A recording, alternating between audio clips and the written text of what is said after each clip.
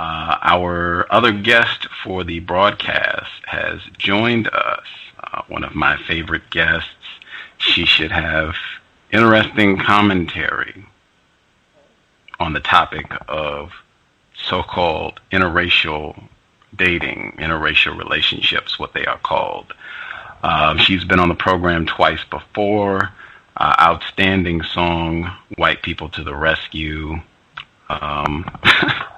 What to say? You can visit her blog, the Oreo Experience.com. The Oreo Experience.com. Also joining us on the broadcast, Oreo, how goes it? It goes beautifully. How are you? I'm still intensely victimized. Thank you so much for joining us this evening. Always a hoot to have you on the phone. Listeners, some of our listeners, they saw that you were on Dr. Drew's program and they were listening in. They were like, Oreo is on the program, broadcasting confusion. Oh, anything that you would like to share with our listeners who might not have heard you on the broadcast before, if they, are confused and like, who is this Oreo person? Anything you would like to tell folks? I'm delightful, I think is the most important piece of information. I am nothing but delightful, and I'm happy to be back. Oh, man. Was that useful information? Like, I'm not sure if that was information you needed or not, but I thought it was important. Right on. Delightful. Not a regular black person. She is delightful because she's not an RBP. Well, I'm delightful, and also I'm an Oreo. Now, they're not mutually exclusive. They're just two separate facts about myself. Right on. We'll go easy before we hop to interracial relationships. I'll ask you, because we've been talking about the film Red Tails. So I see you have a blog post on George Lucas's most recent creation. We'll get your thoughts on that and take a question. I see Cree called in as well. We'll get her question, and then we'll get your thoughts as well on interracial relationships. We'll do it that way. So, okay. Oreo, your thoughts on Red Tails? I'm really happy that George Lucas was excited to make that film. I have an uncle, well, not my uncle, my great uncle was a red tail, so that was exciting to see. And I'm pleased that he was so enthusiastic about making that film. I see. Have you seen it? I did. Your thoughts? On the film? Yes, ma'am. I thought that it could have been, from just a filmmaking point of view, I thought that there were a number of filmmaking mistakes that could have been better done. But I was pleased that it was, put out there. So did it was. Did you enjoy the film? I haven't seen it. I do not encourage victims of racism to pay money to go see films. To go have a nice, fun Friday night out? Oh. I think I said I don't encourage victims to pay money to see films. I think that's what I said. And support racist entertainment. Did you think anything of Red Tails? And I think it's one of the black males. He was infatuated with a French white woman and proposed. Is that accurate? She was Italian. Italian, thank you. Okay, I haven't seen the film. Italiana. She was white? Well, she was Italian, so... Okay, right, okay. She was Italian. What did I think about that relationship? Yeah, that aspect of the film. I thought it was a poorly written relationship. There was nothing happened. I'm a writer. There's some information. And there, characters have to be motivated to do something. There was nothing that motivated her to be in love with him, and I think it motivated him to be in love with her. So I thought it was a poorly written relationship. Is your opinion like of George Lucas and his films, like his body of work, Star Wars, and everything else that he's done? I've never seen Star Wars, so I've never seen Star Wars. I've never seen American Graffiti. This might be the first George Lucas film that I've seen, as it were. Wow. Yeah. I was gonna, because you are a writer, Oreo writer. Yes. Yes. I was going to ask if George Lucas has a reputation for being a poor writer. It's my understanding that he is renowned for being a phenomenal writer. He does not have a reputation for being a great writer. He has a reputation for being a visionary. And he has a hot black wife, girlfriend, whatever she is. I don't think they're married, but he's got a hot lady friend who he dates. He's known for being, he's a great visionary, but he's not known for being a fantastic writer. Very interesting. Mm-hmm. Wow. The black male who's in this sexual relationship with this Italian woman, I suspect a white woman. We never see them have sex. To be fair, they could have been celibate. To be fair. We never see them have sex. We don't know. She seems to be religious, so maybe she's, keeping it shut till he puts the ring on it. We don't know. Is it suggested? Like, do you see them in bed or? No. Okay. No. That's interesting too.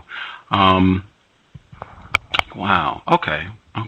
Do you think it's significant that the black male who is, I guess, involved, as you would say, quote unquote, romantically involved with this Italian white woman, do you think it's significant that this black male was significantly darker than the other black males in the film, if that's true, and that this black male is killed clutching a photograph of this Italian white woman?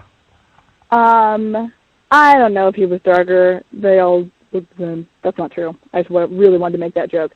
I don't know if I honestly cannot tell you if that actor is darker than the other actors in the film. I honestly can't tell you that. I don't remember. Him dying, I mean, the motif of a soldier dying and clutching a photo of his beloved is a very common trope in war movies. So that's what it felt like to me. It felt like, oh, this is a war movie. This is a time for this guy to die. And also that character's arc was that he was reckless and took a lot of risks and didn't follow orders, but he usually got the job done. Like in the film, the dynamic between him and his superior, that his superior is very by the book and, let's only do what we're told. And this kid is the wild one who's like, come on, let's take a chance. Let's do something crazy. And he proceeds to win and win and win over the course of the film. But at the climax, I guess, of the film, he takes a chance, and this time it kills him, which is also a very typical pacing for this kind of film as well. That word climax, double entendre there. Well, no one had an orgasm there. No one was having an orgasm during this part of the film. And if they were, they have a real problem. Oh, man, we have a major problem in this universe, white supremacy, and I'll go to Cree, but I'll just throw in, I suspect for a racist man and racist woman, I strongly suspect that it could have been a sexual climax, seeing this black male perish. Well, I bet you racist people didn't go see Red Tails either. Cree, did you have questions? Cree, your line should be open. Yes, can I be heard? Yes, ma'am. Yes. Greetings, Oreo Express. Did I pronounce it correctly? Oreo Experience. Experience. I'm sorry. That's quite right. A pleasure, I'm sure. I've been waiting to say that to you specifically. Thank you. And greetings, Pam. Greetings, Gus. Greetings. Let's see. Well, I guess I would direct my question to Pam. I'm joining the program late. I didn't see your email till pretty late, and so I apologize for that. But have you already talked about any differences of any that you found between the black females who've been sexually involved with white men as opposed to black men and white women, black males and white women? No, actually, we didn't. But that's a good thing to bring up. I'm glad you brought it up. Did you find any differences? Well, the difference that was written about in the book was, I believe, black women. Now, I'm not speaking for all black women, but I believe black women are more likely to look at it in retrospect and feel diminished and degraded by that sexual contact with white males. Maybe it's because it's a male-female thing, but one thing that's common, and I got some of this out of Renita Tate's book, Pieces of a Puzzle, The Secret, where she wrote about, she actually surveyed white men and asked them about their sexual involvement with black women, and she came away with a lot of really good observations and some things that the men actually directly said. And quite honestly, if you read that book, you'll see that a lot of times the sex was very degrading, and that the black female often felt degraded. Because one thing I have noticed is I don't see black women all that eager to talk about their sexual relationships previous with white men. Even if they were married to them, they don't really want to discuss the relationship. Whereas black men seem to be a little less so-called damaged on the surface. Maybe because they're men and they don't see sex as reflective of who they are. But I think women often see sex as reflective of who they are. So I think the impact on black women is different, and I think it's driven underground because of the shame of it. That's my opinion, not speaking for everybody. Okay. Oreo Experience. I'm sorry that I got your name incorrect before. That's okay. Is that part of the reason that you don't like to talk about whether or not you're in a sexual relationship with a white male, or what is that reason? Just modesty? Because yeah. I mean, if I'm in a relationship with someone, I do respect their privacy, and I'm not going to talk about the details of any specific. I'm not going to specifically talk about the details of any specific sexual encounter. Now, that being said, I enjoy talking about sex and sexuality. I find it fascinating and very interesting, but relationships are extremely complicated, and when they fail, there is fault on both sides, and I am very careful to not overplace blame on the other side, on my partner's side or my former partner's side, because it's very easy to do. And so I'm just very careful about how I talk about previous relationships out of respect for the other people involved. So even to the point of not saying whether or not a relationship is, even if you were to use the euphemism intimate, so to the point of saying, of not wanting to disclose whether or not you are in an intimate relationship with a white man, you wouldn't even say that, not going into details about any particular encounter, but to say yay or nay, we are physically intimate or not? I would not discuss, if I was in like a known relationship, I would not say that about that person, because I don't know how that person feels about having their personal business talked about. Now, I can talk about previous relationships I've been in, without, obviously without attaching identity to anybody in particular, but if I was currently engaged in a relationship, I would not discuss the particulars of that relationship without clearing it with that person first. Okay, so and I don't know if you've already done that. I don't know if you've already done this. Let me full disclosure, I don't know if this will make you more comfortable or not, but that I have previously been in an intimate relationship with a white man. Would not do it again, haven't done it for many years.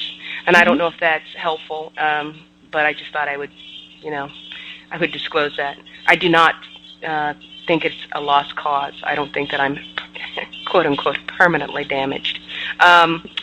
Goodness. I would hope not. Goodness, it was just some sex. Goodness. Well, it's more than just sex. I think that it was more than just sex. I do think it was degrading, but that's just but me. It's possible. But some people are also just, regardless of their race, are not good people or not kind lovers. Like I've been with white guys. There's that.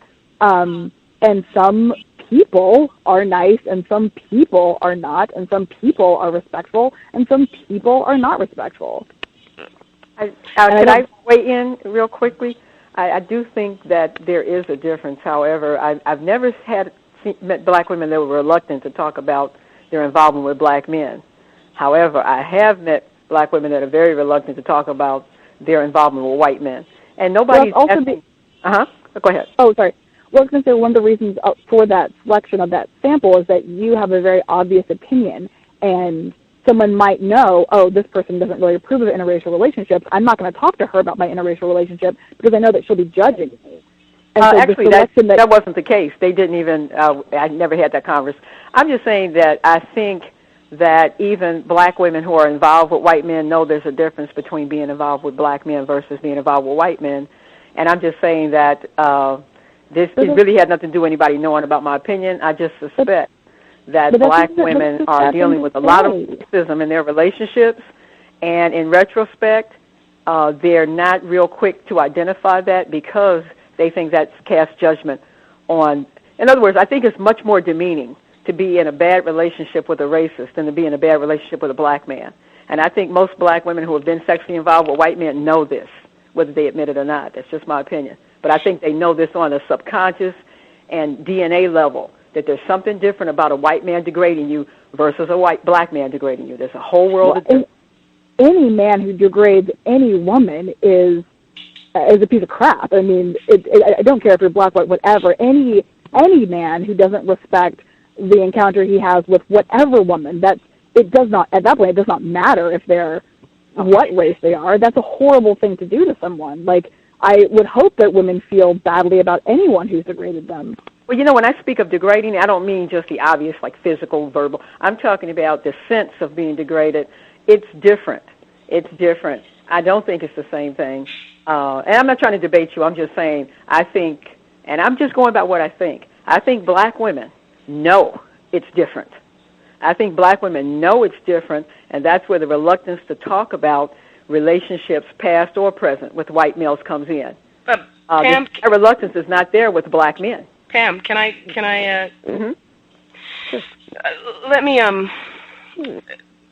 Let me just say that I will say that I am totally aware that it's different. I will say that my awareness of that has grown over time. But I will also say, and I guess I'm asking if you recall ever having a conversation or running across anybody else who shared the sentiment that I'm about to share with you, which is that even though I recognize that, I in no way at any time ever felt like it was a reflection on me. I never felt embarrassed that it happened to me or that I was involved in that. The degradation didn't go so far as to make me embarrassed to tell people about it. And I would say to the degree that I have some reluctance to share it now, it's because of very recent experience that I've had. And I'm wondering how many, and this is it's a pretty extended question, but I am wondering how many black females are reluctant to share it for the reason that I now am reluctant to share it, which is that there seems to be a vengeance that is pretty recalcitrant, a kind of vengeance and spite that black males have upon finding that out, that black females don't seem to have. You seem to always be marked as sort of the scarlet sort of woman. Thankfully, my attendant husband does not feel that way. But for that subset of black males who do have that issue, there's just nothing you can do. There's nothing you can do. And so it's like, if you think that's going to get around, if you think that that's going to be bandied about, then you're like, what is the point? And I'm wondering how many other black females feel the same thing. That's a very good point, which one I didn't think of, and that is the reaction of other people knowing about it, which could, like you said, be responsible for some of the reluctance to talk about it. So you're absolutely right. You do become marked in the eyes of some people.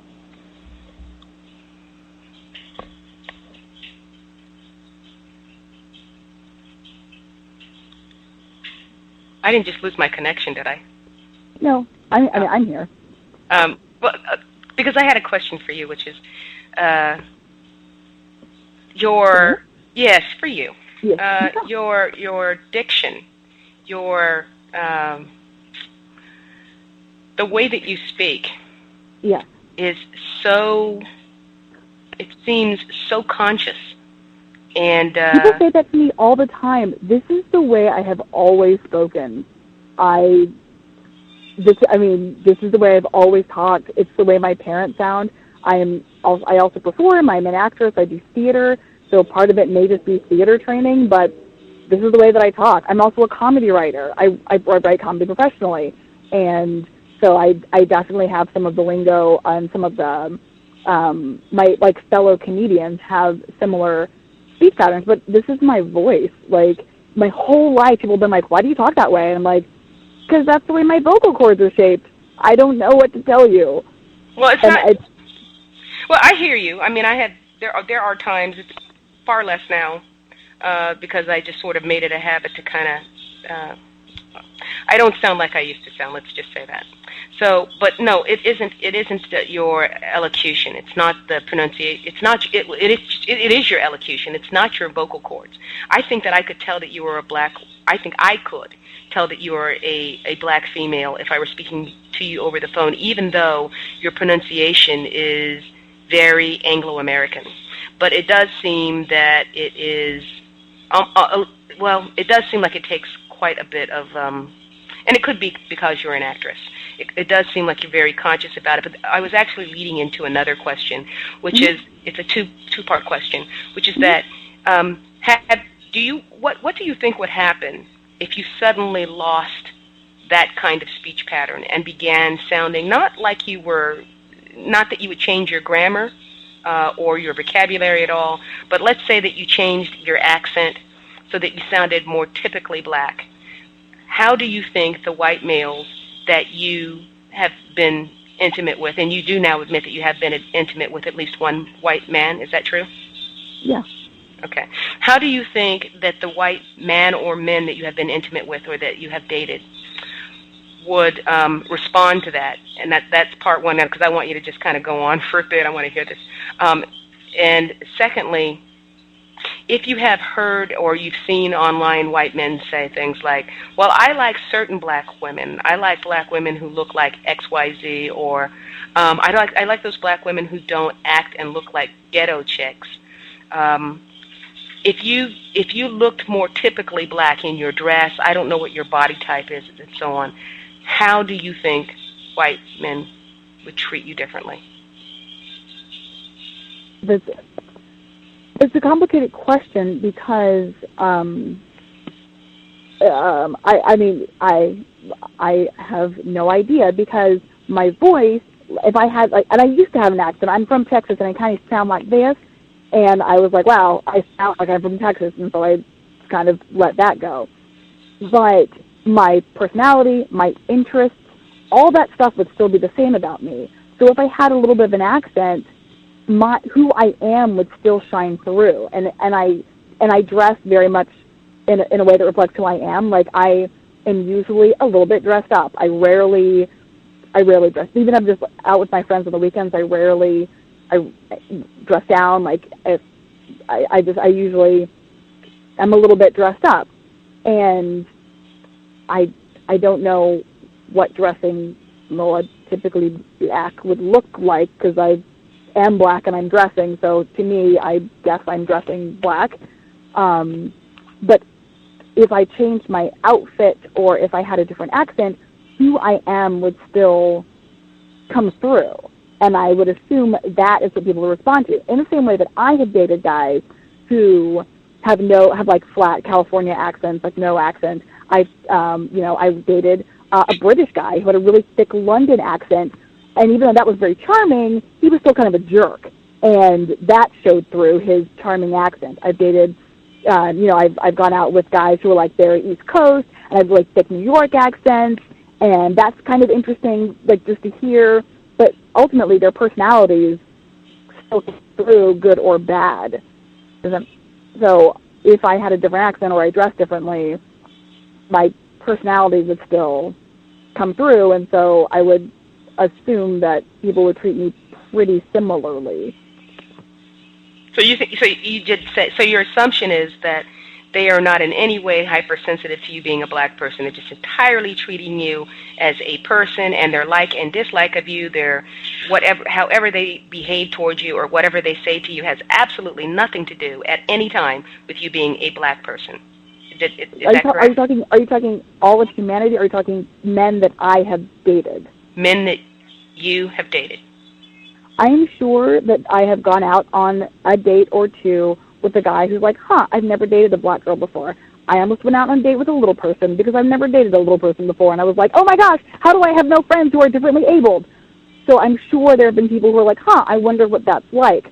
But men who I've been in relationships with, hopefully that, like, this 1 4-year relationship, I can't imagine that the entire 4 years he was like, oh my God, I'm so fascinated by the fact that she's black. I don't think that can last for 4 years. I think anyone who is, first of all, I am not the easiest person in the world to date, so that's thing number one. Anyone who is like fascinated by like, oh, I'm going to date a black girl, will get bored with me, and I will get bored with them. I am not a particularly superficial person, and if someone is into me for only superficial reasons, that becomes apparent to me very quickly, and I know I better keep my interest until I go away. So I'm sure there have been guys who are like, I've never dated a black girl before, I'm going to try this one. I'm sure there have been.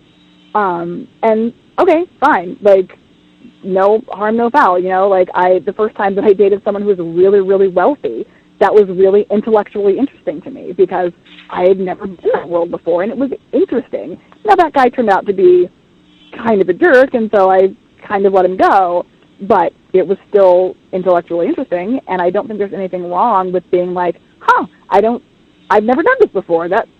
I wonder what that's like. And if it works, awesome. And if it doesn't, okay, most relationships don't work because relationships are really difficult anyway. This is, I just called in to ask a question, so if I could just ask this one more question, but I'd be begging the understanding of the host and Pam. Can I just ask one more question of Oreo Experience? Okay with me? I'm just wondering if you ever asked yourself, I'm not trying to make a point here, I'm truly asking you, I'm just wondering if it ever crossed your mind that the white men that you dated, correctly or incorrectly, heard what I said I heard when you're speaking, and maybe even saw it or heard it in your behavior. In other words, do you think that they heard your eagerness to sound and behave less black? And if they did it ever cross your mind? Did it ever cross your mind that they did do that, and that it was an incredible ego, that they were totally like just forever ego pumped and charmed by the fact that you were trying so hard to please them as white people? Has it ever crossed your mind that you were dating somebody who got a charge off of that? Here's the thing about that. If they felt that, well, first of all, no, and here's why. If they felt that, they were wrong, because I don't feel that way. And if that's how someone chooses to interpret me, I can't do anything about that. Like, I can't do anything about that. So if that's what they thought, okay, then they're kind of dicks, right? And also, like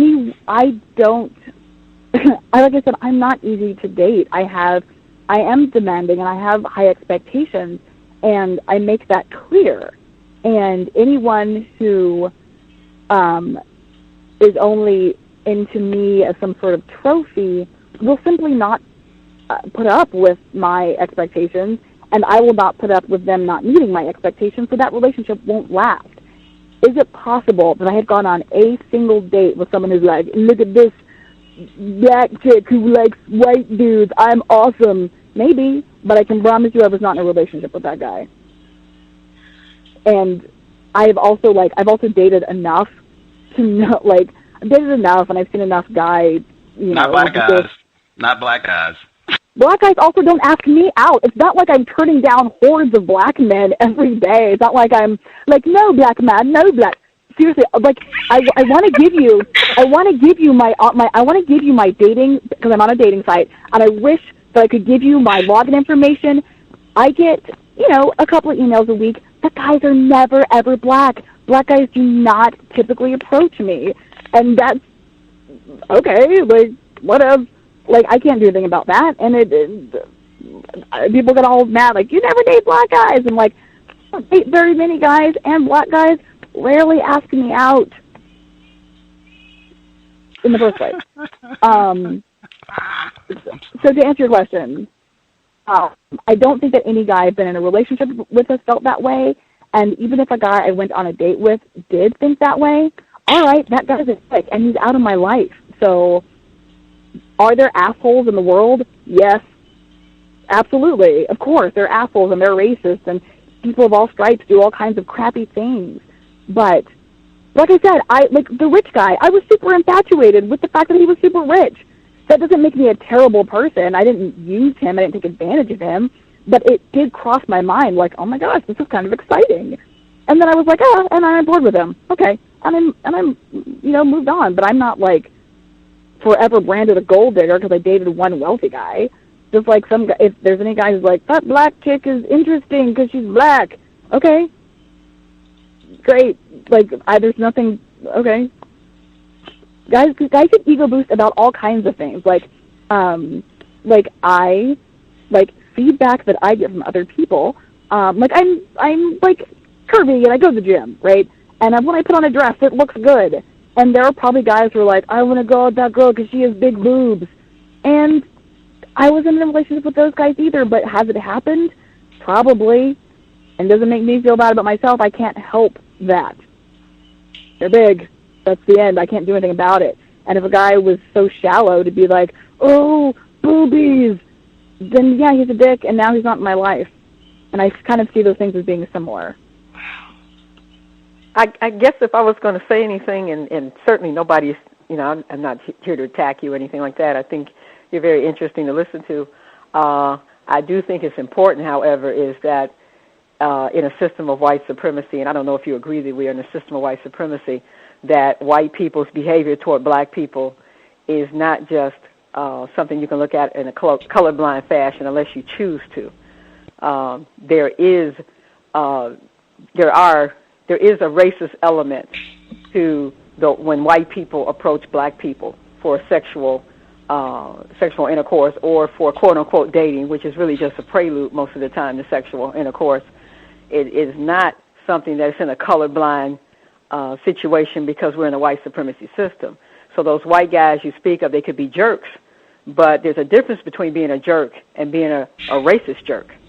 And I'm just concerned that the whitewashing of blending these white men with these black men, they're just people, I don't think that, I guess I would just say I don't agree with that. I do think that sometimes a white guy comes across as a jerk because he's actually a racist, and the interpretation is that he's a jerk when in reality he's a racist. He's a racist or jerk. No, I think black women have to be very careful because they're not seeing us in a colorblind fashion. Even if they date you, even if they like you, you still are different, and you're still perceived as different from a white female. And I think it's dangerous when black women don't recognize that, and when black women attempt to see white people in a colorblind fashion, because white people do not see us that way. So I would just take issue with this thing of a jerk is a jerk. That's the only comment I really had.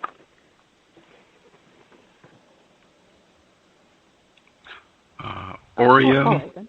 Yes. I hear you. I hear you. Cree7.wordpress.com. Cree7.wordpress.com. You can check out her broadcast over at the former spot, Counter-Racist Broadcast. Excellent blog and radio program. Cree7.wordpress.com. And the Abstain Until campaign. Oreo, if we were in a court and I was listening, or if I was, one of the attorneys, right, and I was taking the case and saying, hey, I think Oreo is not telling the truth, man. And with regards to Cree's question about, I'm paraphrasing. Are you, Oreo Experience, Oreo Writer, are you aware to some degree that being black is not a good thing, that white people don't like black people, that it might be better for you to try not to be a black person, to try to disassociate yourself with a black person, if you're aware of that? I would say, man, get that blog and look at the number of times that she references black people as RBPs, regular black people. Do I get to come out as a satirist yet? Do we get to just say that I'm a satirist? Let me finish my point, because I think that is significant. I brought this up when you were on the program last time. The fact that you reference other black people or many black folks as regular black people, it strongly suggests that you are somehow special. That to me, right? We're all very special. No, that you are somehow different from other black people. I think it's all over the blog, and I would just submit the OreoExperience.com, and I would rest my case. Feel free, respond. Well, do I get to come out as a satirist yet, or can I do that yet? Come with it, Adria, Oreo Experience, whatever. Just let's reveal truth. Do I get to be a satirist yet? Also, black guys don't ask me out. Can we get back to that too? Because I think that is all. I think that's legitimately really interesting. And seriously, come on. Being white does look kind of awesome. You get all the things if you're white. You get all of the things. So, but seriously, black guys don't ask me out. And I think that's interesting, and I think it's worth noting. Also worth noting that guys don't ask me out all that much. The black guys don't ask me out. Like, literally in my inbox, like right now, there's no black guys. No black guys. They don't contact me. Have you gone on black dating sites like Black People Meet? No. Why not? Why should I have to? Why do I have to only date black people? Why can't I just go out into the world, and if a black guy asks me out, then he asks me out? I actually have an answer for you. Oh. Yes. Because you don't have to be difficult to date. No, but I'm not difficult. I'm just not easy. Also, black guys do contact all of my. Black guys do contact. I can be. You sound difficult, but you don't have to be. I'm not. I'm opinionated. I'm a strong, confident woman with a lot of opinions. In that sense, I'm difficult. I know what I want. And in that sense, so am I. So am I. But I've been in a couple of relationships, very serious ones, with black males, for whom that is not a problem. That doesn't make me difficult. It's easy. It's fun. You can be fun. You can be soft. You don't have to be so hard. I'm not hard, and I've been in plenty of long-term relationships that were wonderful as well. But what I do find interesting is that black guys do contact my white friends, or my most of my friends are white. My white friends on these same dating sites, which I just think is an interesting. It's a super just interesting thing. Like, I literally never get emails from black dudes, and my friends do regularly. Question: what if you approached racism without satire and with seriousness, and looked for other males who did the same thing? Wouldn't most of them be black? Because you are dedicating quite a bit of your intellectual capital to the issue of racism, just doing it frivolously and with satire. But what if you really addressed it seriously? Wouldn't most of those guys be black? I beg to differ. Satire, I think, is extremely serious and extremely helpful. If you look at George Carlin, one of the most important comedians in this country's history, was very satirical and extremely influential and powerful. Even if you look at something like The Daily Show, that show is satirical and it's hilarious, but it points out really painful truths. I've worked in a nonprofit sector. I've worked as an activist, and that's just not my speed. I am a professional comedic writer. That's what I do for a living. Everything that I've ever done has a bit of comedy to it, and I think that comedy is extremely important. My two best friends from college, one is a nurse, one is a social worker. They deal with dying people every day, and what gives them hope to keep going is the work that I do, because bringing a little levity to difficult situations is a great way to help lots of people deal with it. When I was working as an activist, if I went up to people and was like, "Don't you know that racism is bad and it's bad and it's bad?" That's off-putting for some people, and it works for some people. For my audience and my like-minded friends who also deal with the world the way that I do, this is how we deal with issues of racism and sexism and sadness and loneliness. My life has not been frivolous or easy or fun. And I could say, like, yes, this happened and this happened and this happened, and I can write really sad stuff about it. Or I can bring levity to it and use satire to reach an audience that would otherwise not listen at all. Oreo, hang on one second, because we had another caller. I wanted to see if they had a question for you or for Pam. I'll give out the addresses really quick. TrojanHorse1.com. Anyone, if you're interested in getting any of the works Pam has co-authored. The Oreo Experience.com. Oreo writer, if you want to check out more of her videos, blog posts, songs, whole gambit. Her blog post on Red Tails. Person who called in from 909, or excuse me, I don't, might be 909, might not. Person who called in from a block number. Did you have a question for Oreo Experience or Pam?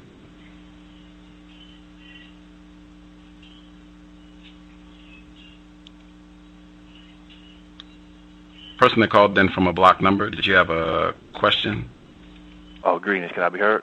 Yeah, it was 909. I was right the first time. Yes, sir. Mm-hmm. Oh, greetings. Yeah, Oreo Experience. Wasn't the first time you called to the cows when Oreo's first visit? Is that true? 909. I'm not sure. I can't believe you don't remember. It was so special.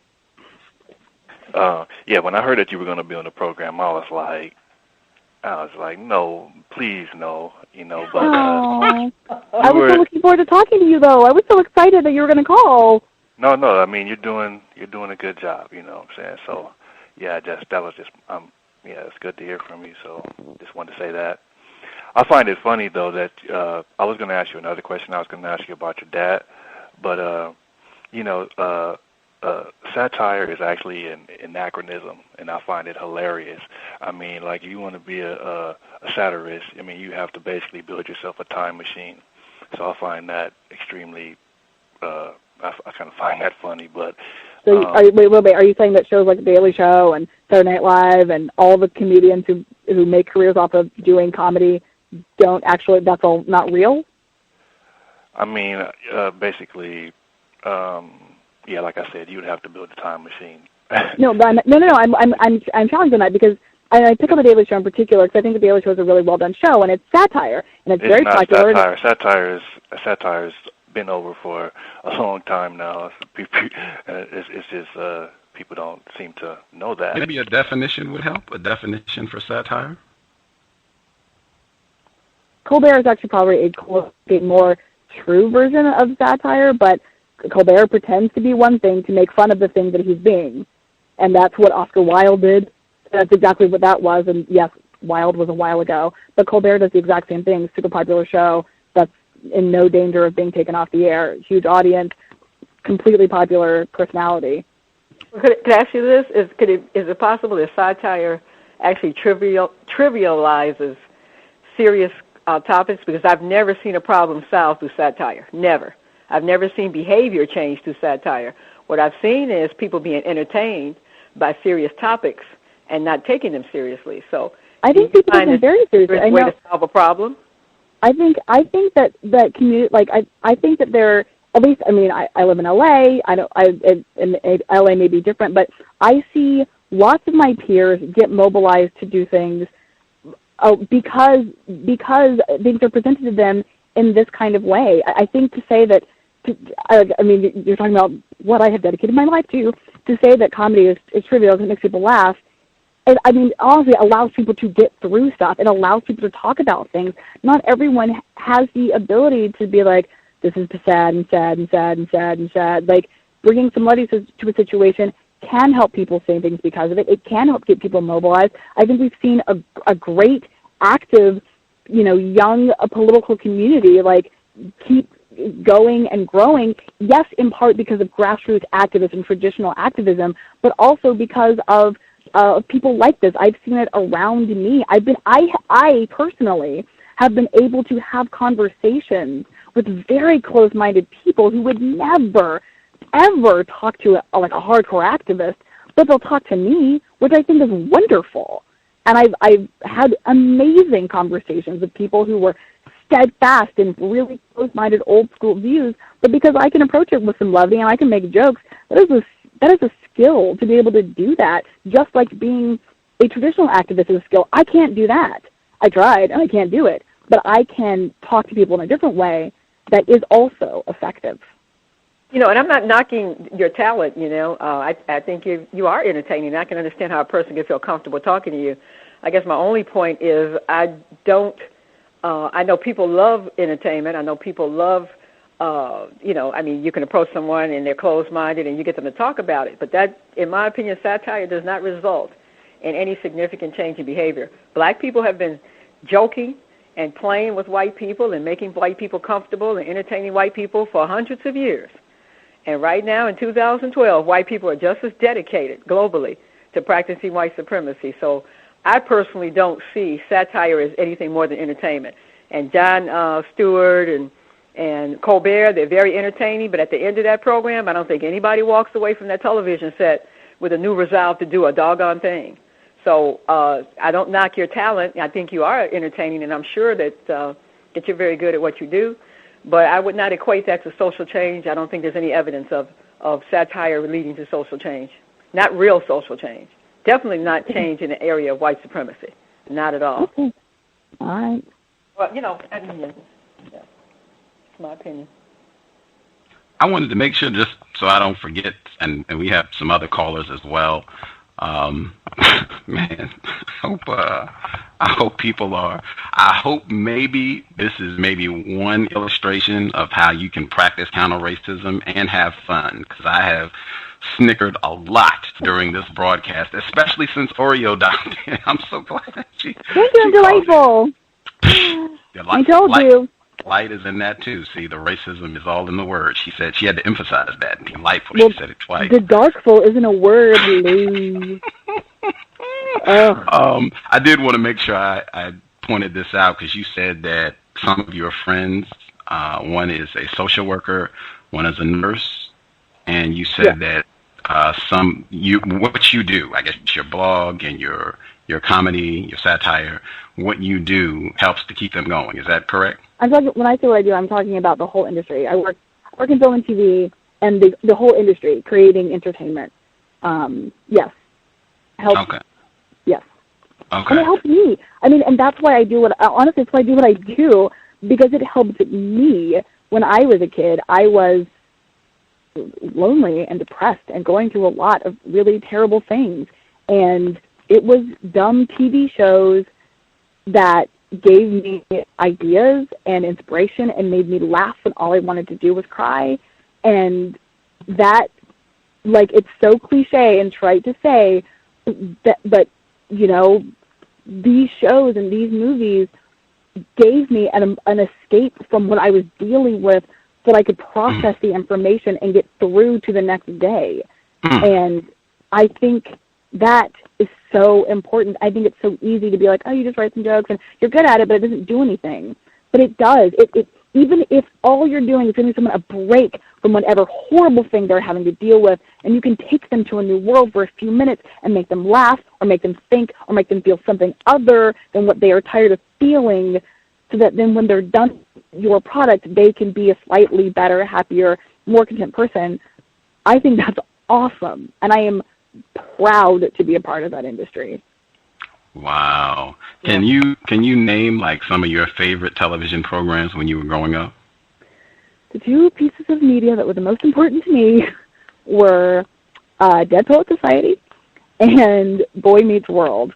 And the thing about Boy Meets World that's super wonderful to this conversation is because that was the first show where it had an interracial relationship that I watched that had an interracial relationship in it. And I was like, that's me. That's like me. And they had this great relationship. And I was like, oh, it's like me. And it made me feel so much better about what I was going through. Dead Poet Society is really beautiful. Robin Williams, I've seen it. Wow, that is amazing on so many levels. We were just escapism and television. This is what you get. Escapism with television and entertainment under racism, white supremacy will produce the Oreo Experience.com. 909, were you good? Did you have other questions? Yeah, I was going to ask. You said you were born and raised in Texas. Yes. I was going to ask about your father. Is he light skinned, and has he ever, asked you like, what is his opinions of just your whole persona? I don't think he has an opinion on my persona. He's never. Did you ever see that movie Bamboozled? Yes, I have seen Bamboozled. There was a scene where what's his name, Delacroix, and his father was Paul Mooney, and they were like in the back dressing room, and Paul Mooney, the dad, he asked him like, where did he get that accent from? I don't know if you've ever seen that. If you remember that scene. Oh, it's been a really long time. It's been a really long time since I've seen it. I actually don't remember that scene. It's been a really long time. He asked him. They were talking, and then he asked Delacroix. He was like, "And where in the hell did you get that accent from?" So I was just wondering, like, if you ever had a similar thing happen to you with your dad. And is he a light-skinned black male? Is he a black male at all? And if so, is he light-skinned? Yeah, my dad is black. His people are fairly fair-skinned. Yeah. Fairly fair-skinned. Wow, double whammy. They are. They are. Oh, and he never asked you where you got your accent from? No, because I sound like my dad. I sound like my dad and my mom. This is how we all sound. I mean, like what Cree was saying. You could tell that. I mean, like just listening to you sound. It's weird because you sound like a black female. Well, I am a black female. But it sounds like you're trying. I mean, no, the white men that you dated, they never ask you like, well, why do you sound like that? Have they ever? I mean, I would find that kind of weird that they wouldn't ask you like, why do you, where do you get? It sounds like you're trying. And then if you said no, this is just how I talk, then they would say, okay. I can see them saying, okay, well, I thought maybe you were trying to sound different, but since you say you're not, they could just accept it. But just the fact that they've never asked you what's up with your speech patterns and So are you saying that because I'm black I have to speak a certain way? I'm asking you, has the white men that you've dated asked you about how you speak? And if not, I find that very interesting. No. I mean, it doesn't, no. Okay.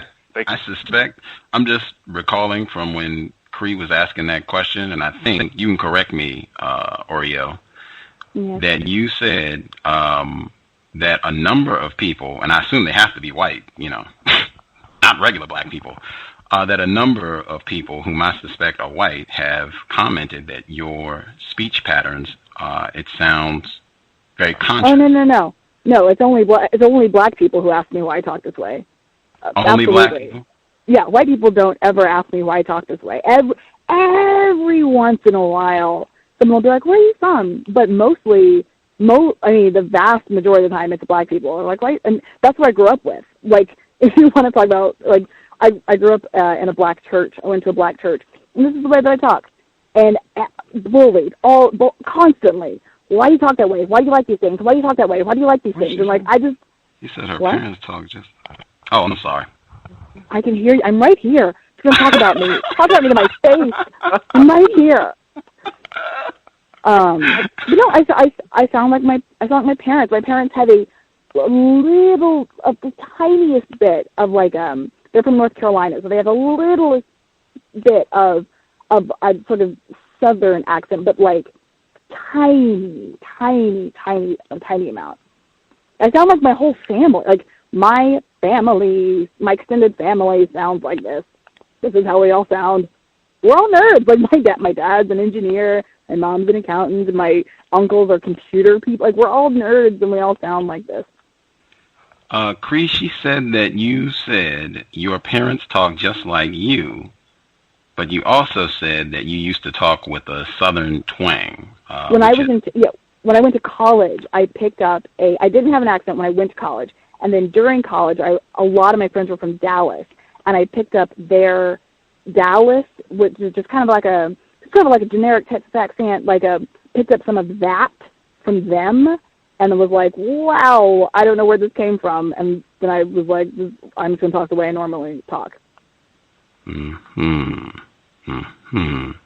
So, yeah, there was like a year where I kind of went in and out of this Dallas-y, Central Texas kind of accent. Are you sexually involved with a white male currently? No, I'm not. I'm so lonely and so single. Mm-hmm. Person that called in 5407, did you have a question? 5407? Yes, I did, for Oreo Experience. And I do apologize because it's my first time, calling in with her being a guest. So if somebody's asked this question before, I apologize. My first question is, do you wish you were white? And my second question is, how would you define a regular or typical black person? Like, what does a typical or regular black person do? How do they act, etc.? First of all, white people have all the things. Who wouldn't want to be white? Except sunburning. I don't want to sunburn. I've done it once and it was no good. Our regular black person is a term that I developed and I have taken on because people, usually other black people, are surprised that I listen to the music that I listen to, and that I do the things that I like to do. And I actually went on a date with a black guy in the summer, and he was like, what do you mean you don't do this? And what do you mean you don't do that? I'm like, I don't do those things. I don't know what to tell you. And then he tried to get me to talk sassy, and he's like, come on, just say this. And I was like, I literally cannot do that accent. I cannot help you. And he tried to get me to say things all sassy, and I couldn't do it. And he was like, why can't you do it? And like, because I don't. I can do a number of accents, but not that one. So your answer to the first question, do you wish you were white, is yes? What I'm saying is that white people have all the things. White privilege sounds awesome. Who wouldn't want it on that? No, I don't really care. But seriously, white privilege is amazing. There's a way to get in on it. If there's like an adjunct membership, that'd be pretty dope. But no, I don't. I mean, I enjoy who I am very much.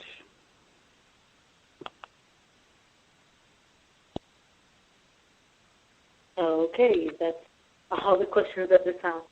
Did she answer the question about the regular black people? I started to. I digress, I think. From my research, based on things that people tell me, regular people do things like listen to rap and hip hop, which I don't, and they don't do things that I do, and it is a satirical reaction to information that I have gotten kind of thrown at me. And a big part of when this started was in high school when I was dealing with these other kids that I went to church with, and they would grill me all the time. They'd be like, why do you study these things like calculus and French? And like, I like them. And they would say, well, you're not supposed to. And I'd say, but I do. And they're like, well, what music is that? I'd be like, it's Tori Amos and Green Day. And they'd be like, you're not supposed to listen to that. You're not supposed to like it because you're black. And I'd be like, but I do like it, and I am also black.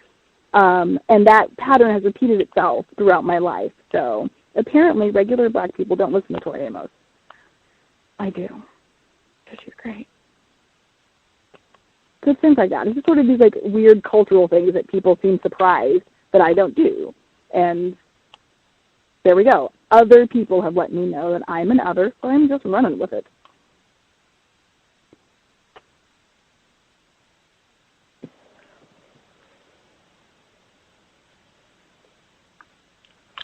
Be more? Is that sufficient?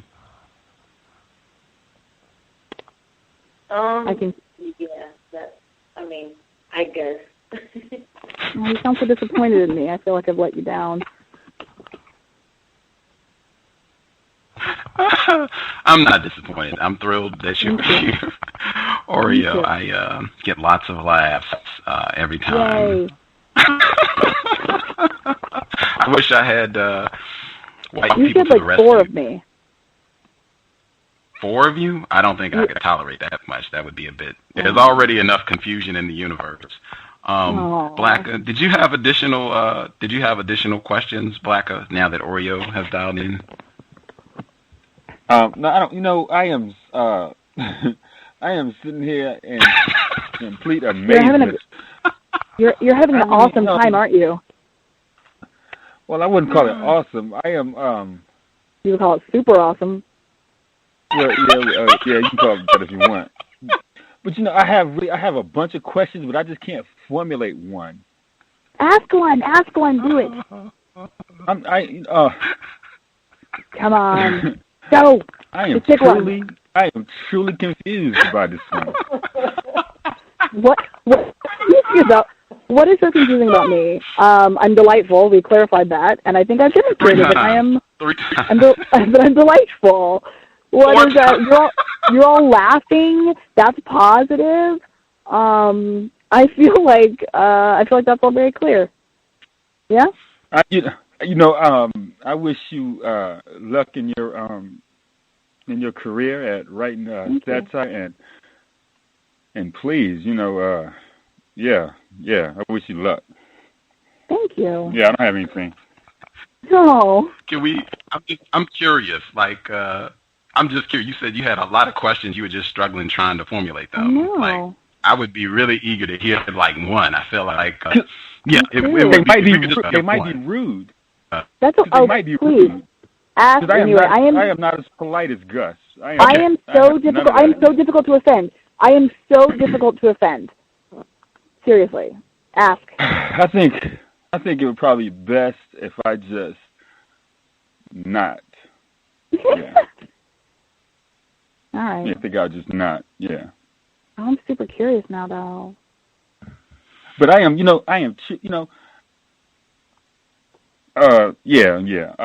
let that go. Yeah. Oh, come on. You want to so bad. Hey, Cree, I love you, and you keep it up. You really want to. Yeah, I want to. I really do. Yeah, you do. Yeah. You just don't know. Just ask it. Just let it out. Just ask it. Let's hear it. No. Let's see what you got. Let's see it. Yeah. Hey, I'm going to mute my line, Gus, all right? Right on. Oh, man. Aww. My cheeks hurt. Good. Can I ask another question, I guess? Yes, ma'am. My cheeks are really sore. Okay, so I looked at your blog, and you have a video. Guys, don't. I looked at your blog, and you have a video. It's I'm dreaming of a white Christmas or something like that. And in the video, you have, I believe it's 3 white guests that you did like either an alcoholic beverage or something. And then the black guy comes, and you don't give him the beverage. So did you watch the whole video? Wait, did you watch the whole video? The whole video. And you see me and the black guy made friends at the end, so it's a happy story. We all learned a lesson. Oh, good. Happy story. My face hurts. My face hurts. Woo, I was just going to ask, okay, well, even if happy story is whatever, how do you expect black guys to approach you when you make videos and things like that? Well, here's the thing about that video. So it's not a documentary. That wasn't live footage taken at a party at my house. That was a scripted comedic sketch. And if someone is offended by that, then they probably shouldn't date me, right? Because we don't have the same type of sense of humor. But if someone watches that and is like, oh, this is a funny comedic sketch, then problem is solved. Like, the guys who don't get that or who don't get it won't get my sensibilities at all. I have a very, I've been told I have a very British sense of humor, and that's kind of what I'm about. And if you don't share that sense of humor, then we probably wouldn't make a very good couple. But the guy in the video, that guy in the video, he got it. He didn't ask me out, but he was cool with it. He just didn't. He also didn't ask me out, and that was fine. Also. Hey, Gus. Yes, sir. Let me ask you something. And seriously, would you sister, would you go out with me? I don't know you. See? I mean, I don't. I No, just, but I'm you serious. said no black men ask you out, and I'm asking you out. Yes, but here is another thing about me, and this would happen on the Dr. Drew show. I do not go out with guys I don't know, and it's nothing against you personally. It's just my own personal boundary. I don't do blind dates. I don't do dates with complete strangers. Guys who I go on dates with, I've either gotten to know over email a little bit, or we have mutual friends, or I work with them. But if I was at a bar and a guy just walked up to me and was like, "Do you want to go somewhere?" I'd be like, "No," because I don't know you, and I don't want to waste either of our time. But for me, I like to get to know someone a little bit before I waste our time going on a date. Okay, that's completely. So emailing you back and forth a few times, then that's cool. Then we can go out. If we get along and click, I mean that's if we get along. If we get along and click. No, that ain't gonna happen. I was just curious, but I don't really think that you even want to go out with anyone who's melanated at all. I truly don't think you want that. I'll tell you who I want to go out with. Excuse me? With a black guy? Sure, yeah. Whatever. Here's who I want to go out with. I want to go out with a guy who appreciates me for who I am. And that's hard to find for anybody, period. Relationships are difficult anyway. And it's funny because I have another video up where it's called Why I Don't Date Black Guys Part 2. And people are like, "Oh, you're black, you should date black guys." And I was like, wait. And in the video I say, I'm also an only child, but I've never dated an only child, and no one calls me names because I've never dated another only child. I have big brown eyes. I've dated a guy who has big brown eyes, but no one says there's something wrong with me because I've never dated a guy who has big brown eyes. I'm 5'4", but I've never dated a guy who's 5'4". These are all fairly arbitrary physical characteristics about me, and nobody cares about any of them, except that I haven't dated seriously a black guy. I've gone on dates with black guys, but most dates don't work out anyway. The odds of two people connecting in the right way are so difficult. Anyway, people are like, "Well, why didn't you like that guy? Is it because he was black?" Like, no, it's because we just didn't click. We didn't have the same goals. We didn't have the same ways of managing a relationship. I'm very serious about the way that I manage relationships because I have watched so many very dysfunctional ones very close to me. And, I don't hold anything against anyone for any particular reason, but it's like, these are kind of my relationship goals, and this is what I'm looking for, and this is the way I manage relationships. And, those things are really difficult to line up. So I want to end up with a guy who shares those things. Well, I didn't get past the fact that you equated being black with being 5'4", having brown eyes, and an only child. No, that's not what I'm saying. Yep. Oh no, but it is what I'm saying. I have brown skin. My Indian friends have the same color skin that I do, and so do some of my Mexican friends. Obviously there's a history of racism in America, and there are things that sort of come along with that, and I understand that white people won't understand what that feels like. However, just because a person is black does not mean they are inherently better suited for someone also just because they're black. Like, on the Dr. Drew show, Dr. Drew was like, "This guy's black and he went to Columbia. Why would you go out with him?" And I was like, "Because I don't go out with strangers." If that kid had taken the initiative and found my blog and emailed me, maybe I would have gone out with him. But all I knew about him was that he was black. And that is one trait of about 1 billion that make people who they are. And so to say there's something wrong because I've never been in a long-term relationship with a black dude or I've never slept with a black guy doesn't make any sense, because that is one factor out of a whole bunch that make people who they are. I mean, your family, yes. No, I guess I understand that. And, my standards have changed also over the years, and I won't absolutely date a woman unless she's black and have natural hair.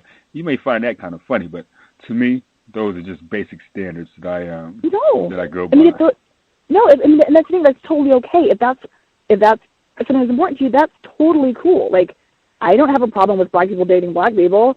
I don't have a problem with black people dating, whatever stripe of black person they want. But people have a problem with me looking beyond skin, like not using skin color as a determinant to going out with someone.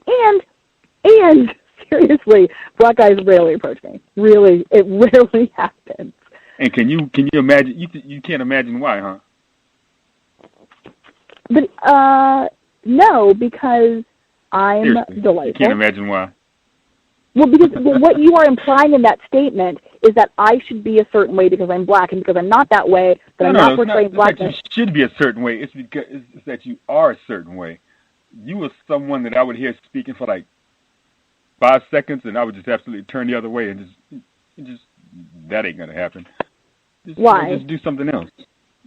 Because I know you ain't gonna have nothing in common with me. Well, see, because I speak differently than you do. How do you know what we have in common? Let's just leave it at that. No, but I'm saying that to me is equally as shallow. Like someone's like, "Oh, I heard you talking."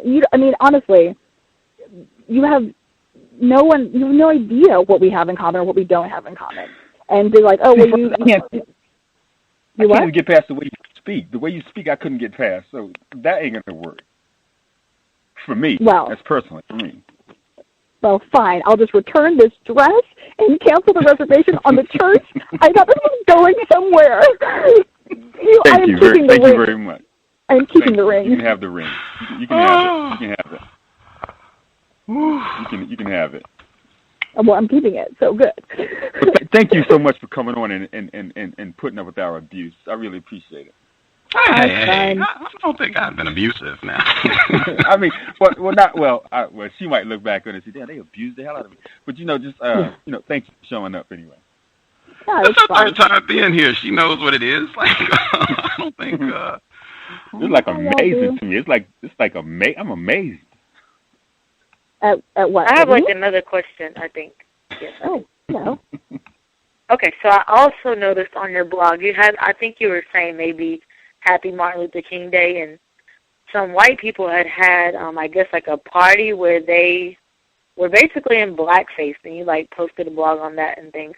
So my question is, would you support, say that someone made an Oreo Experience blog, which it was a white female, and she was saying that she was black on the inside, basically the total opposite of what you are. Would you support her? I would support her right to express her self. I don't know that we'd be best friends. She's black on the inside, and I'm white on the inside, so we probably just wouldn't really get along. But I mean, if she wanted to put up, I don't. If someone listen, there's a bunch of blogs that I don't agree with. Like, I'm not super duper conservative, and there's a bunch of really conservative blogs, and I don't read them, but I'm not gonna get all bent out of shape because they exist. I'm like, whatever. All right.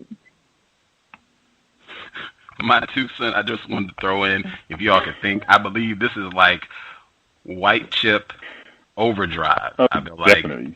All of us have that, every single one of us, everybody. That's why I'm not really trying to be abusive.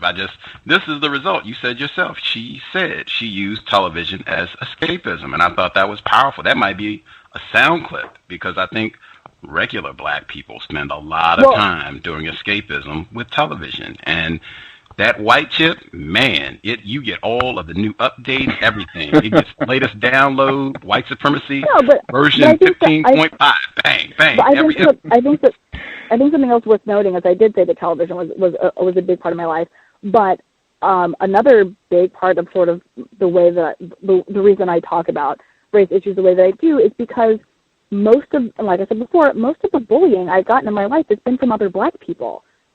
Of the "why are you like this" has come from other black people. Why people leave me alone? Isn't that standard? Isn't it true that most of the bullying that white people get is from other white people? It seems like black people have bad experiences with black people. No, that's not what I'm saying. I'm not saying they were bullying me because I was fat or ugly or stupid or nerdy. They were specifically saying, you can't like this because black. And I would say, but I do. And this, listen, right or wrong, whether my reaction was right or wrong, I was a child and confused. I was like, but I like Tori Amos, and I don't have a voice that sings gospel. My voice is is just smaller than that, and it's more suited for classical music, and I really enjoy that. Why can't I enjoy it? And for years, it was black people who specifically pointed at my interests and said they were wrong and they were bad. And I'm not mad at those kids today because we were kids, but like those were certainly like the sort of impetus for the blog was sort of, you know, telling these stories and then deciding to sort of heighten the experience and take it to another level to create a work of, you know, comedic literature. But like I said, it wasn't like I got bullied at school by white kids for being weird, right? For like not shaving my legs because I was a feminist or whatever. But I was specifically told by black people for a long time that what I was doing was wrong because I was black, and I wasn't allowed to do those things. And I like have a lot of empathy for those. I'm sure they're fine adults now. We're clearly not friends anymore. But you know, that was my experience. And if a kid was bullied, just like if a girl is bullied for being fat and she then overcompensates, that makes sense to me. And I'm not like, it's kind of the same sort of thing. I'm not saying that black people are bad. I'm saying that this particular area was what was beaten into my head as a kid, and so now I make jokes about it. Is it Oreo? Is that it? Oreo? Oh, okay. Hello. Hi. Yeah. Is this Justin? I have a. Yeah, hi. Hi. You sound. Oh, you sound so much older. Yeah. I feel like I'm 25. I have a question for you, if you don't mind. Yeah. Would you? Okay, if a black guy asks you out on a date, would you, a black guy that has locks, would you want to date him? It depends on if I know him. I don't date strangers. If a guy walked up to me, regardless of what he looked like, and was just like, "Do you want to go out?" I'd be like, "No, I don't do that." But if it was someone I knew, or someone in my circle, or we'd worked together, or we had been like conversing over email or something, then sure, maybe. If we clicked and got along. Okay, so you would date a black guy if you knew him that has locks. If he wants to date you. They don't want to date me. Yeah, like if all the other stars were aligned, I would go out with them. But there's a lot of stars to align. And it's not like, yeah, I feel like there's this image of me like living it up on the town, like going out to dinner with a different white boy every night and laughing at all the black men. But you know, I'm just a big nerd. Yeah. Thank you. And I have to go. Okay. Yeah. Yeah, and have a good night. Thank you too. Bye. Bye. She's delightful. Oh, boy, I lost count. Pam, I wanted to check. Pam, did you have any questions that you wanted to ask Oreo? And she said it's hard to offend, so, you know, you should feel free, ask away. I did have 2 questions and have no intention of offending. I think you said you'd never dated a black man before? I've been in a relation. I've gone on dates with black guys. I've never been in a relationship with a black guy, and I've never had sex with a black guy. Okay. The other question I have is, and I don't know if you, I was just curious. I think when you were on the show before, you had talked about you had been married before to a white male. Mm-hmm. And if you know, we all can learn from, you know, different things. This whole show is about white supremacy, and white supremacy does exist in the relationships between black people and white people. Do you, in retrospect, feel that your ex-husband was a racist? No. I believe my ex-husband and I were young when we decided to get married, and we made a decision hastily because we were in the middle of a crisis. No, I wasn't pregnant. And we did not have the tools the relationship was not that strong before we got married. We had a lot of communication problems in general. And that's what I believe happened. I don't think it was because he was racist.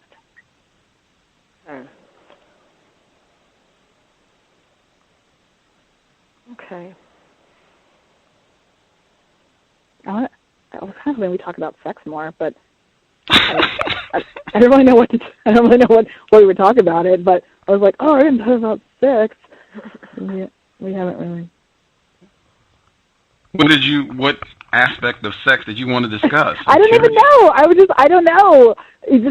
Because you guys have talked so specifically about the sexual relationship, and I was like, are we going to get some tips or tricks or swap stories? I didn't really know. I was just titillated.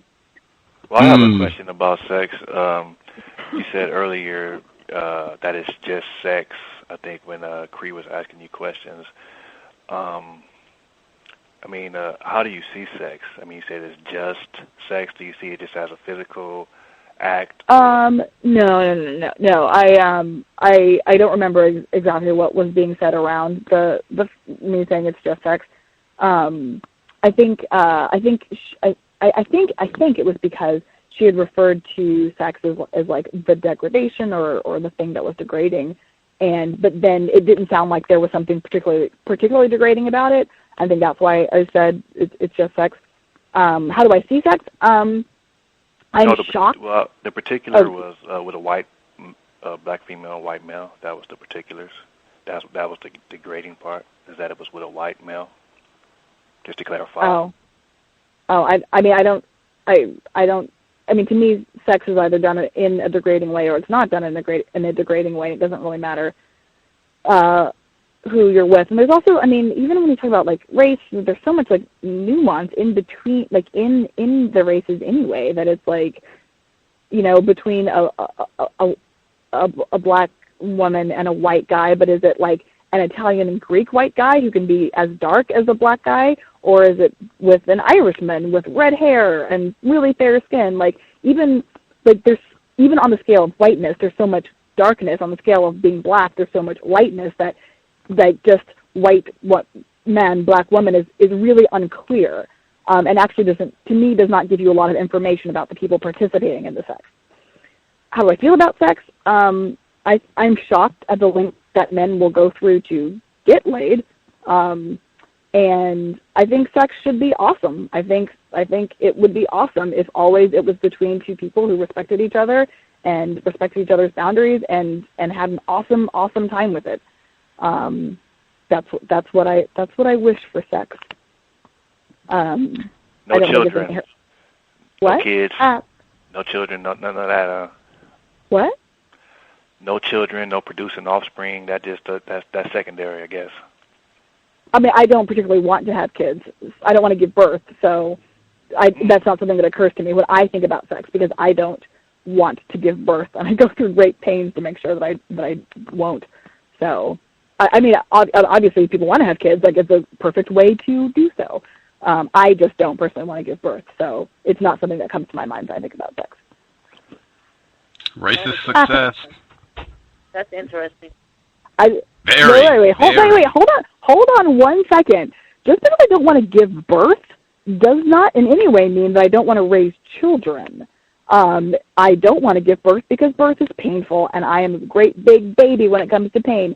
I will adopt the mess out of some kids, though, and I will have a family. I just don't want to give birth. And I will adopt kids. I will adopt whoever needs adopting, right? Like, that. I mean, I'm assuming that what you're saying is like, oh, the black woman's not going to have a baby, so we have fewer black babies. But I just don't want to. I don't want to tear my body apart. And if that's selfish, okay. I'm also not that young, and so my childbearing years are actually numbered, and I don't necessarily want to go through the complications of a risky pregnancy. But it doesn't mean that I won't raise children, and it doesn't mean that I won't raise children who look like me. Man, my 2 cents, I was just thinking that. And I'm thinking to have a black person here, or I have not a regular black person, Oreo here, if she's going to adopt. And I was thinking, man, she wouldn't even consider adopting a black child. She's going to get a white child. And then I stopped. Wait a minute. And then I stopped and I was like, wait a minute. Do you want Oreo to adopt a black child? And it was just like, absolutely not. Please do not get a black child. Yes, because my really stable life would be a terrible, because it'd be much better for a kid to languish in the foster care system or languish in an orphanage with no parents than be raised in my comfortable life where I could give them plenty of experiences and all the love they would never experience. You're right. It's much, much, much better for a kid to be completely denied that love than to be raised by me. We had a gay racist on the program who said the same thing. Peter Kelleher, admitted racist. He said the same thing. Yes, Justice, you can be heard. Okay. Well, I'm back on. Hi.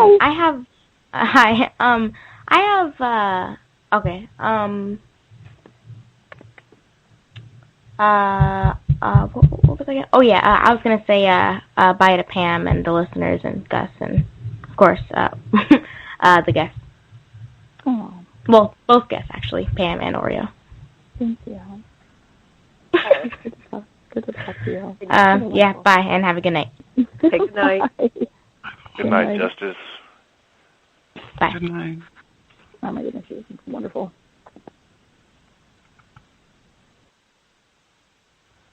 Anyway, B. Moore, did you have a question? Sorry, I just wanted to get that in. Please do not adopt a black child. I'm very serious. This is not satire. That would just be awful. And I used to work in foster care, so I know Jerry Sandusky's, man, it is terrible, but oof. Toni Morrison, in her book, The Bluest Eye, she says, often things are changed, but not improved. B. Moore, did you have a question or comment?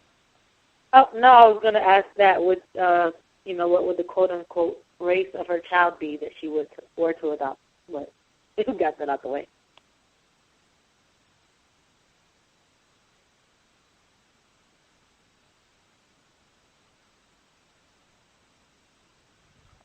Right on.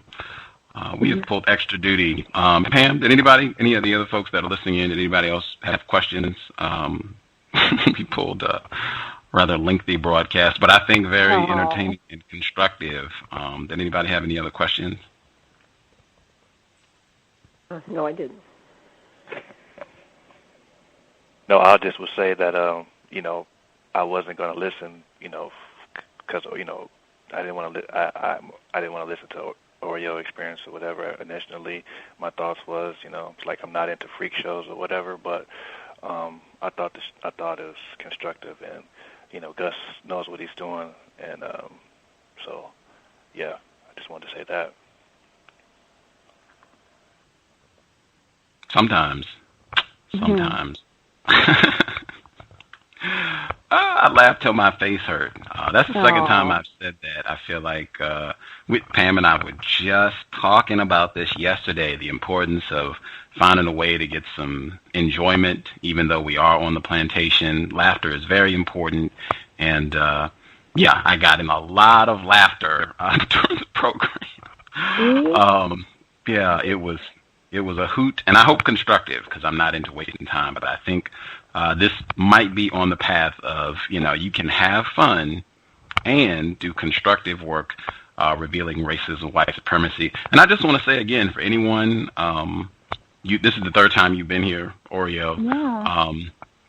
People who've heard you before, I think you can see some of the people that were on the line. They were here the first time or the second time that you visited us.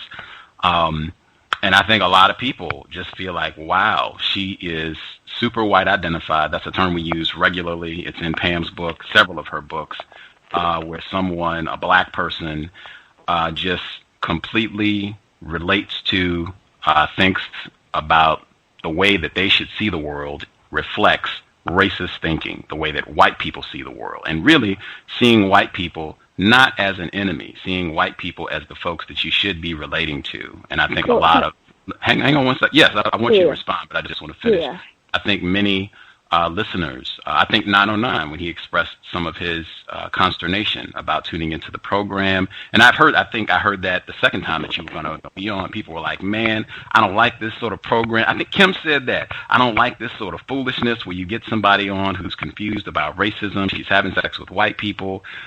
This is just not constructive. What is the value? And I think you can learn a lot from really anybody under a system of white supremacy, particularly if you understand what you're looking at. You can learn a lot. And I think for me, it was just that. I got to make a sound clip. You'll be sound clipped. Just that segment where you talked about growing up and being depressed and lonely. A lot of regular black people can relate to that. We did a whole program with Blacka about depression amongst black people because of white people. And I think a lot of black people do exactly what you did, use television as escapism. And I think television, you talk about white identification on steroids, it is television. I'll just leave it there. Did you want to respond, Oreo? Yeah, two things. One, the person that I was dealing with had much less to do with white people and much to do with an extraordinarily dysfunctional family, which, not that black people don't experience that, but it wasn't like it wasn't racism that was bumming me out. It was an extraordinarily dysfunctional family. And to say that, like, the sort of, to make it like, oh, racism makes people depressed, which it totally does, but that was not what my issues were about. And that's thing number one. And then thing number two, I find it so interesting. I find it so interesting that and to be fair, I don't know how serious you are being sometimes, but I think it's interesting because I'm very open in my disappointment at the media and at politics and things like that and the way it handles race. And I find it interesting that people don't choose not to pick those things out of my blog. I regularly talk about how segregated film and TV is, regularly. I talk about how ridiculous it is. And I talk about how heartbreaking it is, because I do work in this industry and I love it very much. And people don't pick out those things. And I, make fun of politicians for doing ridiculous things about race. I just wrote about Newt Gingrich. I think my most recent post is actually about Newt Gingrich's weird janitor plan and how ridiculous it is. But people don't pick out those things. They're just like, oh, you made a music video and you did this to a black guy, so obviously you have all these problems. And like, well, if you actually read the stuff that I write, you might find that my politics are much more in line with yours. I think it's interesting that, like, and that's all what I talk about, the fact that, like, I do things that RBPs don't do. I come from a lot, like, there's classical music to my family, so I picked up, like, the flute and opera and things like that. And yeah, there's not a ton of black people in those areas, but that doesn't mean that I don't understand. And I think it's interesting that I'm not given credit. The end. Pam, did you want to read? Our face hurts. Pam, did you want to read something from the book? Yeah, I wanted to read a piece from a chapter, and I wanted to see what Oreo thought about it. We talk about white identified black people, and this is our definition. What is a white identified black? A black person who views the world through a white lens and judges most or all events, people, places, actions, and things from a white perspective. What is the white collective perspective? It's the beliefs, opinions, behaviors, and value systems of whites as a group. And I'm going to jump down to here. What is the black collective perspective? The black collective operates on a similar principle that black people should view most or all things, people, places, and actions, all events, people, places, actions, and things from a perspective that assumes that whatever benefits or harms a black person benefits or harms all black people collectively. I'm going to jump down to the part that I really wanted to read. What a white identified black person is not. This is not a condemnation of blacks who are often unfairly labeled as not black enough. All or most blacks are white identified to a smaller or a greater degree because we are all raised in a white supremacist culture, America. It is the degree of white identification that determines the degree of the problem. Being white identified does not mean you prefer Beethoven to Beyonce or Madonna to Master P. It is not about our taste in food, music, art, or literature. It is not about the way we dress, wear our hair, walk, talk, sing, or dance. It is not about our income level, our educational level, or the type of work we do. It is not about being smart or educated or speaking standard English or several languages that makes us white identified.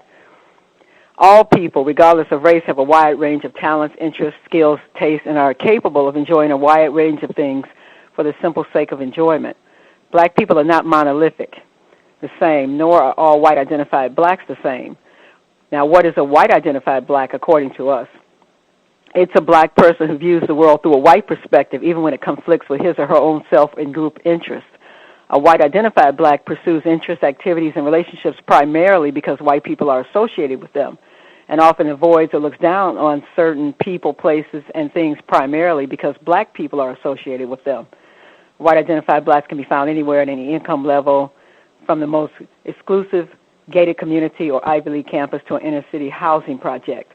How a black person sees black people, talks about black people, treats black people, feels about being a black person, and treats white people determines the degree of white identification. So basically what we're saying is there is no, I understand the typical black person and this and that, but in reality, white identification is not liking classical music or sushi. It's about relating to white people to the extent where we put ourselves deliberately in environments because white people are in those environments. We take up hobbies and activities and taste and things we do because white people are associated with it. So I think white identification a lot of times is there, but the person thinks that they're being an individual, a unique individual. But in reality, they've already stereotyped black people, and they've made a determination that they don't want to be anything like that. So they find themselves gravitating toward those things they consider make them more white white-like than things that they consider more black. And I just wondered what Oreo thought about that. I think we're basically, it's so funny because our ideologies are not that far apart. The problem with that I face is that, I agree with you 100%. Like, that's the whole point of my blog, is that I had been told by society that I can't like the things I like because I'm black. And basically all I'm doing on my blog is saying that's ridiculous. It's basically every injury is me saying that's ridiculous and making fun of it and making fun of stereotypes and making fun of things like that. That's what my blog does. And it's interesting because I still get told, and even by your guests, they're like, no, you're obviously trying to talk a certain way. I'm like, nope. And so, like, I feel like I get painted into this weird corner where I am myself, and they're like, and people respond to me, they're like, no, you're obviously trying to do this or that. I'm like, no, this is just the way that I talk. I'm on the radio, so yeah, I'm going to make sure I'm speaking as clearly as I can. And like, oh no, you won't date someone because he's black. No, I just haven't dated someone who's black because dating is really hard, and it's really hard to find someone who you connect with on the right level. And you won't go to these black places. Like, no, I just genuinely really like horses. That's it. I just think horses are awesome. I love animals. I have 2 cats. I used to have dogs. I think animals are great, and I really like horses. And so I go to the equestrian center and go there because there aren't other people there. So there's black people that like horses too. I think. No, I know. I know that, but like, literally at the equestrian club that I go to, there just aren't that many, and so I make jokes about it. But then people are like, no, you're obviously you could go to the black equestrian club. I'm like, I could go to the club that's 5 minutes from work because honestly I'm kind of lazy and I love horses, but I want to drive across town. I'm busy. I get off work late. I don't want to drive for an hour. I want to drive for 5 minutes, and that's why I go there. And I get painted in this corner where it's like, no, you're obviously making these choices for these reasons. Like, no, I'm just kind of path of least resistance. Yeah. This equestrian center is close to my work. Yeah, I couldn't understand what you're saying. It is a difficult, when you find yourself unique in whatever group you're in, it is difficult sometimes to, find a place. But I do think a black person who winds up, for whatever reason, spending a lot of time with white people that indicates to me a great degree of white identification, because I think even though you may like things that, say, a lot of black people don't like, I think when you're not white identified, you still will have a problem with spending the majority of your time with white people. I'm just saying that it couldn't be. And, you know, we all operate on a conscious and subconscious level. Sure, of course. Sometimes we don't understand our own motivations. Could it be that however we're living is really a true reflection of who we identify with? Those things that we wind up liking, are we liking them because we truly, sincerely would like them no matter where we were or who we were, or do we find ourselves drawn to them because they make us less black? And I'm not saying you in particular. I'm just saying. Sure, no. I totally hear what you're saying. I mean, if you're talking about relationships, I mean, like I said, I come from like a kind of a dysfunctional family, and I'm very drawn to dysfunctional relationships. Not because the guys are white, just because they don't necessarily have the best communication skills, or I don't have the best communication skills. I'm very drawn to that because I have a high tolerance for it, even though intellectually I say, no, of course I don't want a dysfunctional relationship, but it's a pattern that I'm familiar with, and so I'm drawn. Like, so I totally get operating on that we do operate on conscious and subconscious levels, both. I think it's for the way I've always understood it is that it really is about just sort of what your values, like not values is not quite the right word, but like sort of values / priorities. Like for me, like in the industry, it's more important to me oh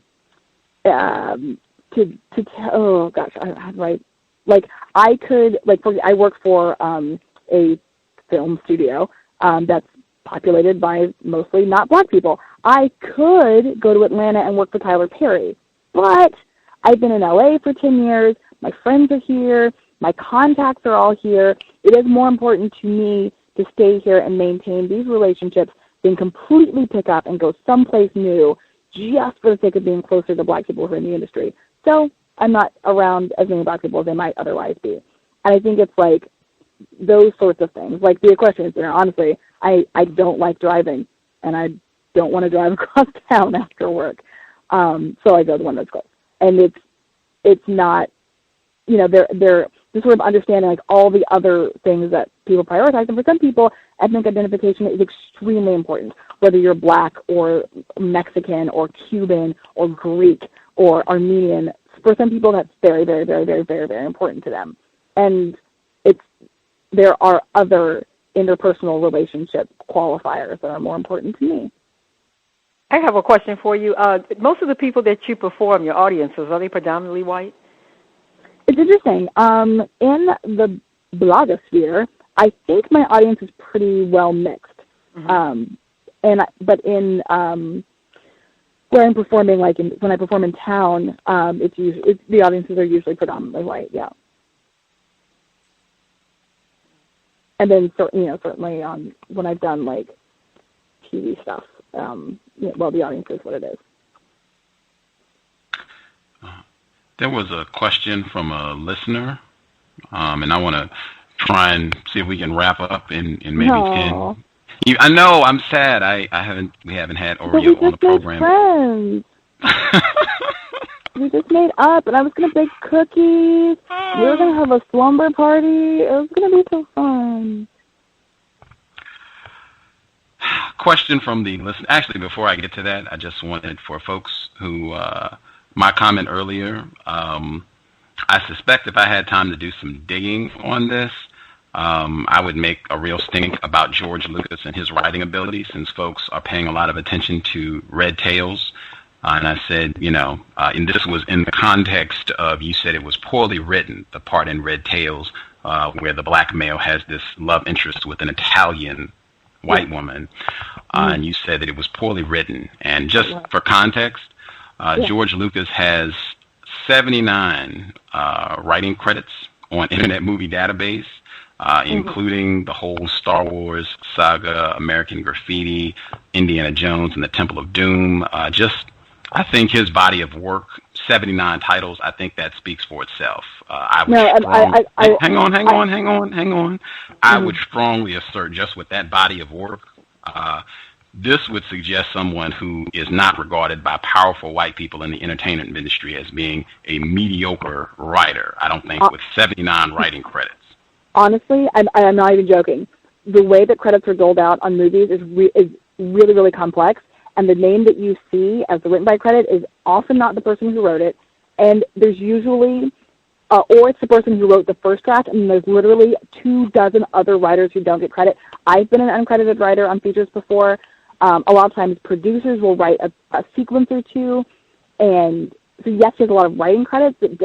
However, just the way the industry works, it does not mean that he wrote the script from page 1 to 100, and it's all his words. So like the Indiana Jones movies, for example, are really well written. They're pretty well written. They're really well written, but that was also a joint venture between like him and Spielberg, and there were a lot more other cooks in the kitchen. With Red Tails, and if you watch the Star Wars like television show, and even Star Wars, especially the new ones, they're not overly well written, and those I think are much more him. I'm not sure about American Graffiti, but just the way that movies are written in general, it is the name that you see as a written by credit is not necessarily telling you what's really going on. In fact, Lucas doesn't have a written by credit on Red Tails. But I suspect, and in fact, the head writer, the guy who is credited with writing Red Tails, wrote I believe, no, take it back. The director of Red Tails, I think, directs The Wire, which is a show that is been regarded for its portrayal of people of color. I've never seen The Wire, so I can't speak to it.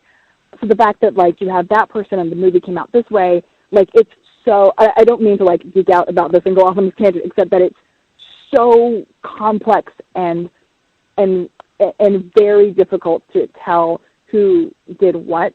But I don't. If the point is that Lucas doesn't care about like if there's like racist overtones, it is really just he's a great visionary and not a strong writer. And though he is credited with writing lots of things, doesn't mean that he actually did the full. I'm sitting down and writing this. I totally agree.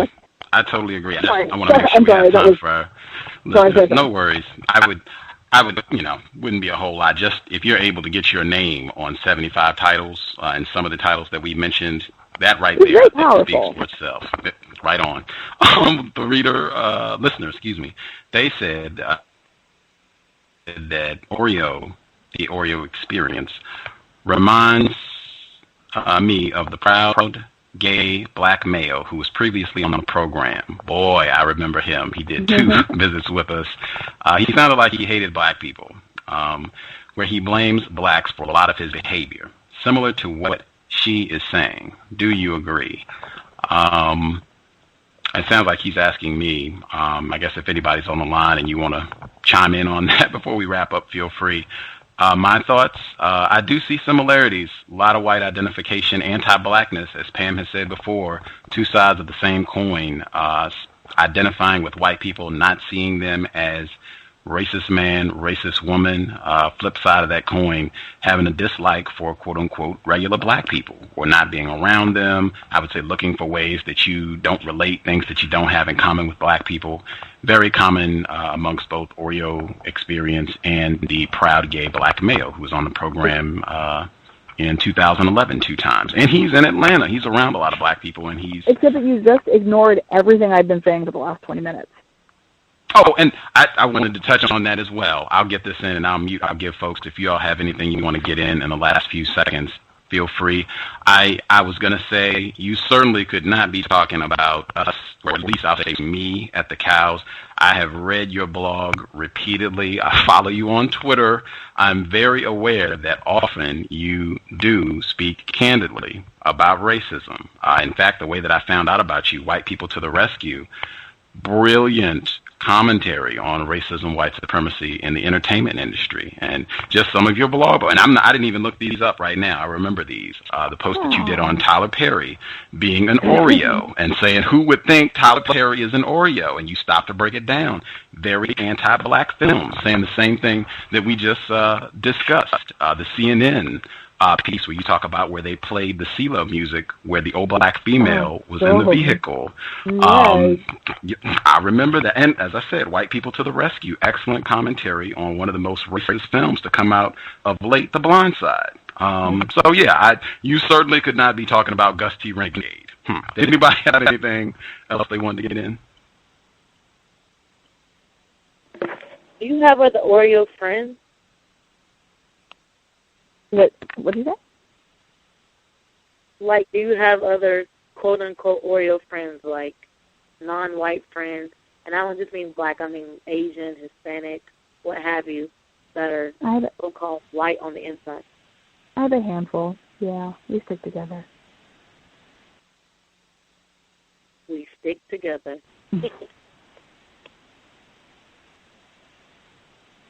Like the creamy filling inside Oreos and Twinkies and coconuts. I would say this: whoever wrote in that Oreo Experience reminds them of the proud gay black male. I hadn't thought about him, and now that that's been raised, I would say yes. I mean, the fact that just what he said about black people bullying him and whatnot. The fact that they don't see sex as a reproductive process, and sometimes it sounds like she was reading from a script. I mean, it's weird. Like people. It's weird how certain people they say the exact same things. It's like, how do you guys say the exact same things? I mean, where's the script at? So, I just don't want to have kids. No. I understand that. I mean, he doesn't either, and he expressed that. But it's not unusual. It's also not unusual to not want to have kids. Most of my friends don't really want to have kids, and it's not. It's not an uncommon. I mean, the reasons that you gave and everything. It's just. I just find it weird. Like, I mean, like, well, these people sound exactly the same. Like they're cloning these people or something. So, I mean, if you would have said, you don't think you would be a good mom or something like that, I mean, like, that would be unusual. But like the things that you said about your body, and I mean, it's like, man, that's like straight from a script. And I mean, like, you and him sound very similar, and it's just it's kind of strange, but whatever. All I'm saying is that among my circle of friends, most of us don't want to have kids. We're really active, busy women who are happy to adopt a kid. We just don't want to give birth. Like that is in no way an unusual point of view. I don't want to take a year out of my life to grow a baby. That's just not something that's important to me. Growing a baby, but it's also not unusual. Like my friends were like very career oriented and we're very busy and we just don't have time, but to do that part. And also, I am an actor. Like, I am an actress. The way that I look actually does matter to my work. So allowing my body to change 100% will absolutely change my career trajectory, which doesn't have to be bad, and lots of women do it, but it's not something that I want to do. And it's not unusual, especially in this industry, in big cities, and things like that. That's not unusual at all. And I think kids being bullied, period, is not unusual at all. I would imagine most kids are bullied for something, right? And so that's not unusual either. It's just getting the chance to actually hear people talk about it. And unfortunately, people are not altogether all that different, right? So there's only so many things you can be bullied for. And so, the specifics may change. The general overtones of, like, a kid being bullied or a kid feeling unpopular or a kid from a broken home, a lot of the generals are going to feel very similar. And also, I'm a gay man. Did I mention that? Did I forget to say that? That I'm a dude and I'm gay? I'm not a dude or gay. That last part of the joke.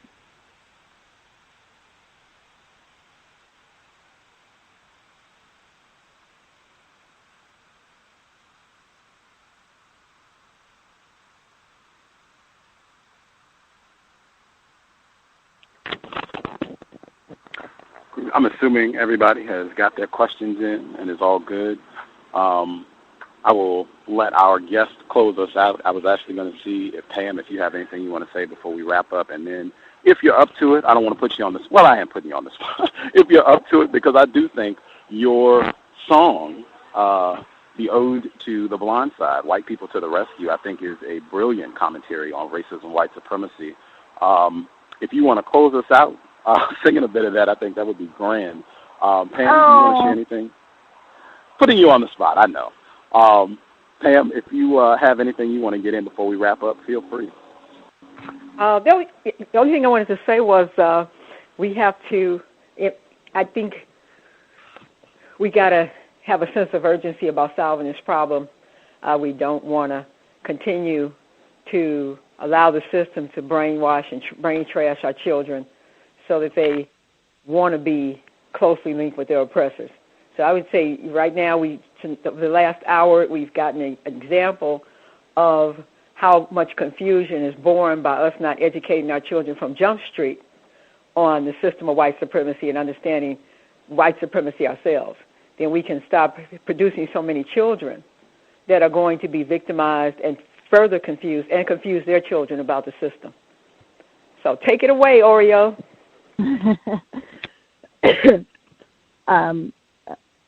Do I need to say something too? I don't know. I don't even know if I can sing right now. I've been sitting and talking for 2 hours. I don't think I would do the song justice. Can I come back? Can I come back and just sing one time and then leave?